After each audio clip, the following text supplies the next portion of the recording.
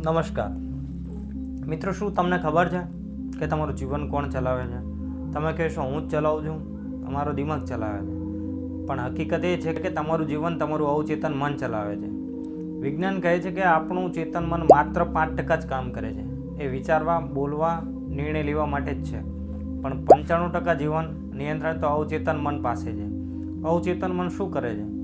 એ તમારા બાળપણની યાદોને સાચવી રાખે છે, તમારી આદતો બનાવે છે, તમારા ડર અને આત્મવિશ્વાસને નિયંત્રિત કરે છે. ઉદાહરણ તરીકે, તમે પહેલીવાર સાયકલ ચલાવતી વખતે પડી ગયા હશે, પણ ધીમે ધીમે શીખ્યા અને આજે તમે વિચાર્યા વગર ચલાવી શકો છો.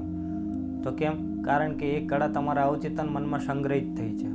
સૌથી રસપ્રદ વાત એ છે કે અવચેતન મન ક્યારેય સવાલ નથી પૂછતું. એ ફક્ત તમે જે વારવાર કહો છો તેને સાચું માની લે છે. તમે જે વારવાર વિચારો છો કે હું બહુ ખરાબ છું, મારી પરિસ્થિતિ બહુ ખરાબ છે, તો અવચેતન મન એને સાચું કરી દેશે.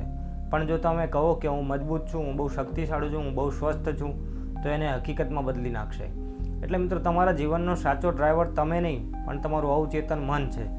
જો એને પોઝિટિવ વિચારોથી ભરી દો, તમારું જીવન પણ પોઝિટિવ બની જશે. એટલે પોઝિટિવ વિચારવાનું હંમેશા રાખો, નેગેટિવ વિચારોને દૂર કરો. આભાર.